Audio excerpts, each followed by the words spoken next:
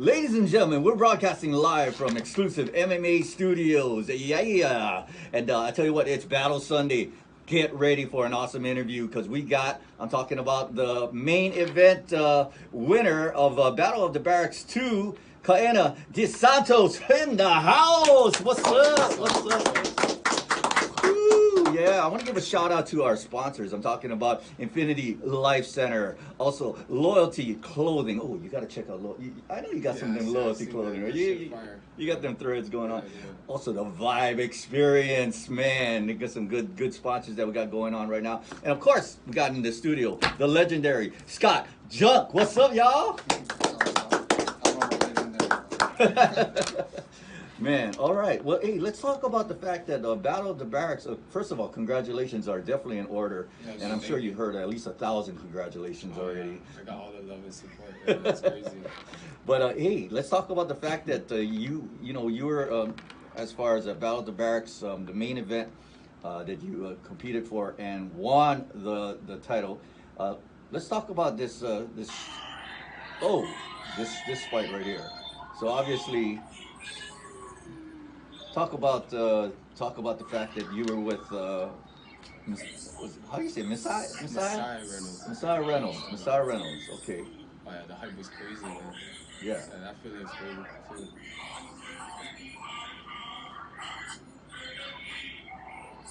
Yeah, that hype was crazy, man. Yeah. Just him talking, saying my name, I was ready. Super ready. Oh man. Well, how did it feel? Obviously, like what kind of adrenaline? I'm sure you got some major adrenaline that happened. Yeah. Is this the first time you've done a main event type of thing for X1? Growing up, I was already on some big stages in like the Man of Stand Up. I won a state title in the Blaisdell, so I was kind of used to being on the big stage. But like this was like a different feeling. But it was like something I was like preparing, I was like falling in love with, and I was just super stoked. Yeah. So then just being in the back and like taking it in, like wow, this is really happening. Yeah. I was kind of like ready. I was ready. I kind of zoned out. There was a moment before though. I started thinking about a lot of people. I was like, oh man, there's this people here. I gotta worry about that. Yeah. Oh, what if this happens? And then once I kind of zoned in, I didn't think nothing else but like I need to win. So and then it kind of just went from there. And then I just went out there, I was kind of smiling, feeling myself, and then, the rest is history. Wow. I'm sure, Scott being as far as a UFC former fighter, you can definitely relate to what he was going through, right? Yeah. The fight itself was amazing. The energy, like you said, the energy was great. Both guys were prepared. Messiah was legit. He was a good opponent, but kind of just made him look like he wasn't on the same level, and that's what happens in this game. Like, there's separation at the talent level, and there was separation that night. The game plan on Messiah's part, you could tell they really wanted to use their jiu-jitsu, but once they realized it wasn't working, then it just crumbled, and there's a lot of holes in his game that kind of found, and he gave him a beating. Like, it was a great highlight reel for Kaena, but it was also great for Messiah to learn what he needs to work on, and that's why the amateur level is so important. Yeah, I definitely. agree. Yeah, he's a solid dude though, man. He had the size, he had it all, man. He had a good team too. I think their prep for me was kind of like to just take me out. You can tell by like his aggression and the way he was like came out too. He came out like firing. So yeah, they started out hard. I think maybe they should look back at that, maybe work on that because he's solid. He'll probably get a comeback for sure. Wow. One thing I really like about the fact that what the X1 is doing and everything like that, and the fact of the mixed martial arts world in itself is that there's so much honor there. You know what I mean? Like sometimes you look at gladiator type of sports and it's like, it's me against you, and but you guys like shake hands and everything in the beginning, at the end. I mean, that's some good stuff right there. Yeah, it's all love. It's all love, sure. Man. Definitely. We're both have a dream and a goal, but at the end of the day, it's all about the love and sportsmanship. We all got families and stuff, so as long as nobody's hurt, no bad blood, Yeah. So that's what kind of keeps me going. Right on. And at the end of the day, though, when you get to the next level, they're all about selling tickets, though, right? So learning that, yeah, it's the good guy, bad guy. Yeah, learning that now it'll help create that Yeah, type of revenue for you too. I gotta practice being a bad guy. It's gonna be sucked up. Yeah. Hey, so now let's fast forward to the fact that you're over there and you're like you got crowned the champion of the main event. How did that feel? I mean, that must have been surreal, right there. Oh yeah. You know what's crazy though is like I was kind of visualizing myself already winning. I had dreams about it. I had sequences of me finishing him in different ways. So I kind of felt like I won already. But then when in that moment, just like wow, it's like okay, this is it, and then I was super happy, man. I see all my coaches, my dad, my family, they were all happy, man. They had a bigger smile than me, but yeah, it was super cool, man. And let's talk about Scott Jung. That was a moment for you as well when you left the commentators box and you went onto the stage and you actually talked to Kayana. What were you thinking, Scott? No, it was a great fight. I love the young talent that we've been helping out, trying to get them showcased, right? And the amount of viewers that we had that night was amazing too. Live feeds. We had guys watching from all over the United States. We had people in Japan watching all the calls that we got after the fight, wanting to get on the card. And it's funny how not one of them asked to fight him. That says a lot too, right? So like when you usually, how I think of it, if I'm coaching a guy and I see somebody like kind of win a fight and I got somebody in his weight class, I'm calling. I want my guy to fight him next. Right. Because that's the animal part of the sport. Who's the best? And I feel that's why guys like Max Holloway and Brad Tavares and Yasser Medeiros and BJ Penn, they did so well is because they fought all the best guys on the island, and they conquered the islands first before they went off to the UFC, right? Yeah. And a lot of guys that duck and dodge and try to pick and choose who they fight, and they get to the next level and they get pieced up and they're done, right? So it's like you gotta understand that there's so much raw talent in Hawaii, and if you're the best in Hawaii, you're representative, and now you're gonna do well at the next level. Oh yeah, definitely. So what's next? What's next, my friend? Oh man, what are your endeavors for I'm the next hungry thing? for sure, man. If X1 got another main event, I'm down for that. I was talking to my coaches and my dad. They're down for the mainland. If there's nothing really popping, but I want one more at least this year for sure. I know that's what the fans want too. But yeah, I know next year it'll be some bangers for sure. I mean, I'm ready for all of it. All right, man. For sure. Right on. Hey, once again, congratulations. And let's go ahead and let you have the stage. Right now, the spotlight is right on you, my brother. I need you to go ahead and let people know how they can follow you, check you out on social media. It's a social media world now, dude. I'm mainly on Instagram. It's my last name, first name, DeSantos Kayana. You can follow me on there. Hit me up, DM me, whatever. I'm on there all the time. And if I fight on North Shore MMA. They got a Instagram coming soon and some other big projects for them too. So yeah, we'll be on top. We'll be on top for sure.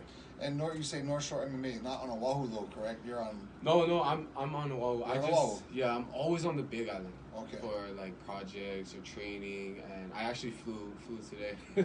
And I'm gonna fly out today too, so I came here perfect for this podcast. But who do you want to fight next? Is there somebody that in the weight division that you really want to test yourself against?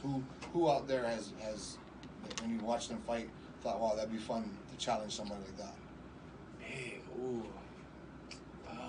Man, probably Islam. Let me test my wrestling skills against Islam. Nice. The UFC, that'll be crazy. That'll be a good one. Nice. Yeah. I'll be there one day though, but he probably won't. So. Yeah. Right. Hey, Kayana, I got a question for you. For those people that are aspiring to want to get into the mixed martial arts world and stuff like that, the young G's that are coming on up, what's your advice to those young G's coming up? I get that a lot. I think a lot of them, they think too much in their mind. They gotta just have that mindset. Like, do you want it or do you want to just try it out?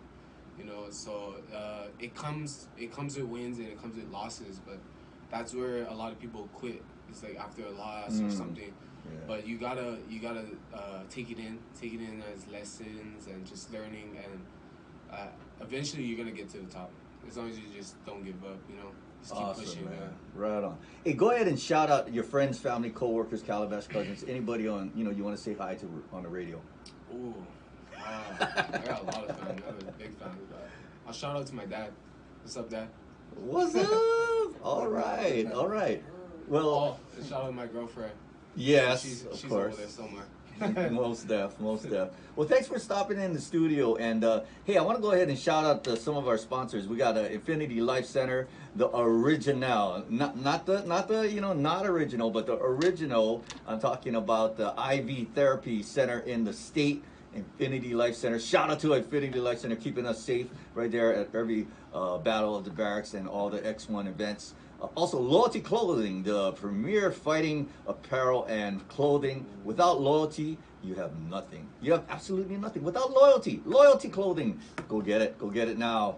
Once again, thank you so much for being part of our segment here. Thank you. Man, all the best in the future, brother. Let's go.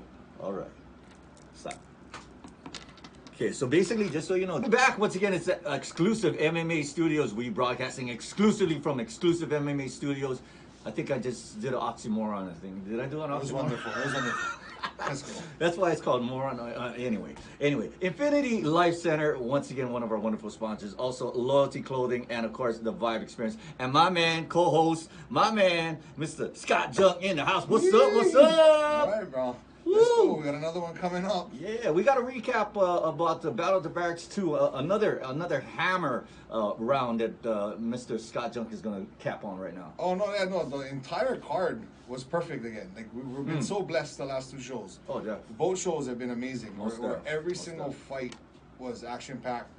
Tons of finishes, tons of big knockouts, and submissions. And out of all the fights on the last card, I know we had a couple guests that came in already and talked about their fights, but there was one fight that stood out, and that was the Arlo Eckert versus Hezekiah. The Horner. Yeah, I was on my feet the whole time. The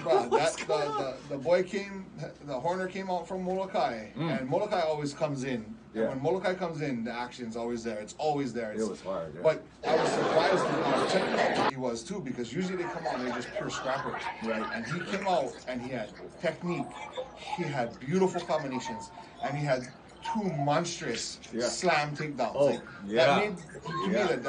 That fight stole the show, and I felt bad for a lot of the fights after. Even though they were great fights, they just didn't have that same. Hard to get to that level. Smokes! Every single time he did something, it was 100%, and it shocked me to the point where I want to see him again. I want to see if it was a one-time thing, or if it's who that kid really is, you know. There was two boys actually from Molokai, and I think they're like cousins or something. But Hezekiah was a beast. Like the fight was enjoyable, and interviewing him after in the cage was entertaining too, right? Because when you talk to those kind of local boys that are just pure local boys, right? It's always fun. He's always trying to grab the microphone and trying to walk away. It's like, I love that. I love those kind of guys. They're authentic, 100%. Definitely. It was a hammer experience. And speaking of experience, the Vibe Experience, another one of our wonderful sponsors.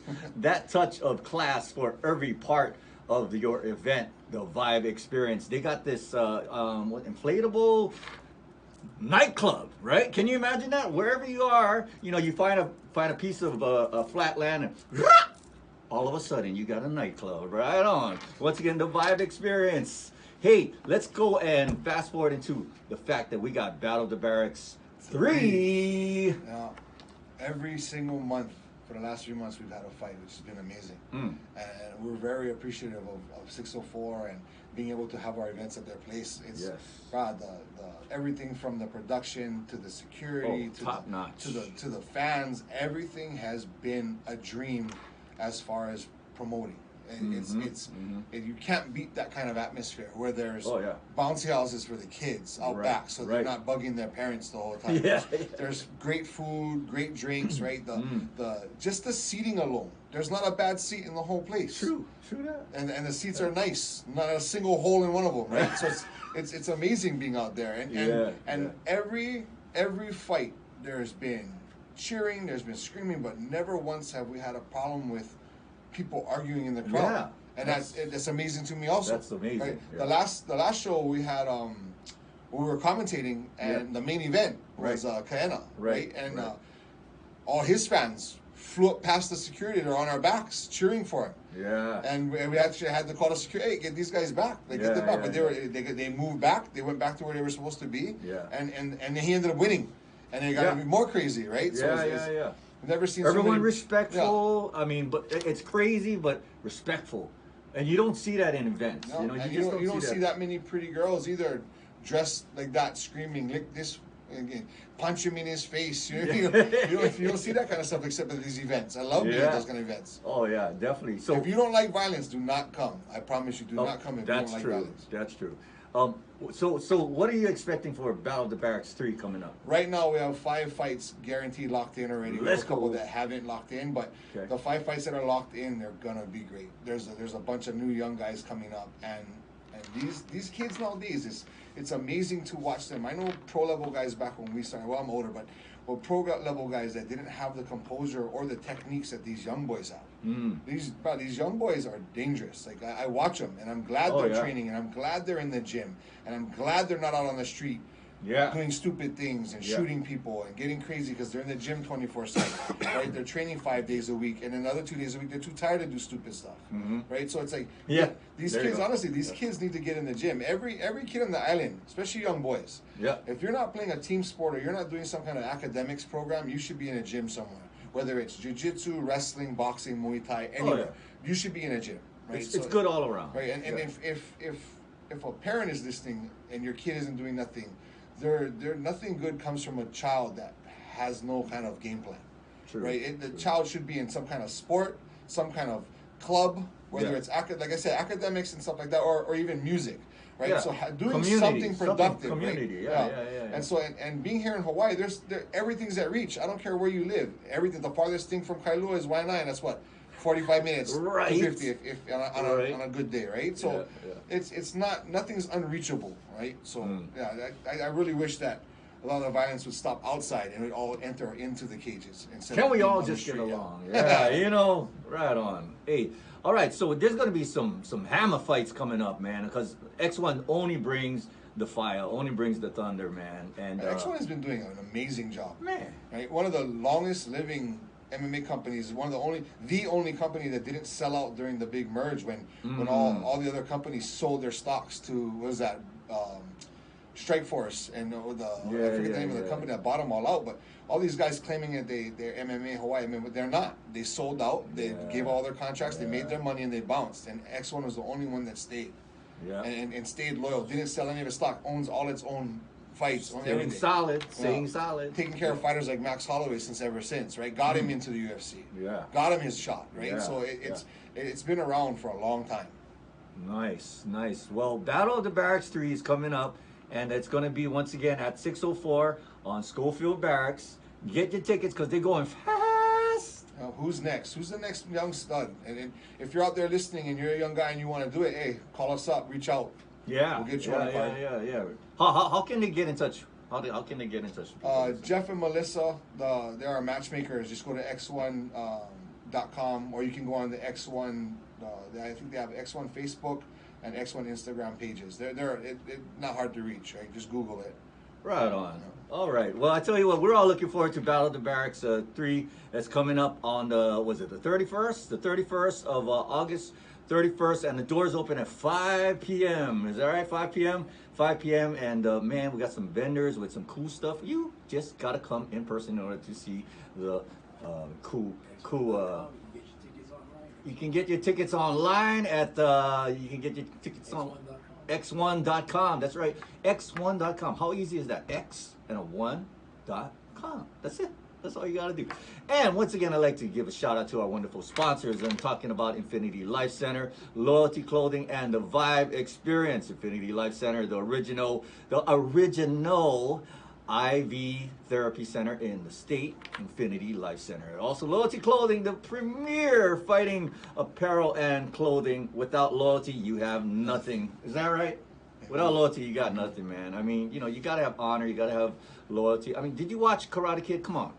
Mr. Miyagi knows, man. Come on. All right. Loyalty Clothing. Also, the Vibe Experience. That touch of class for every part of your event.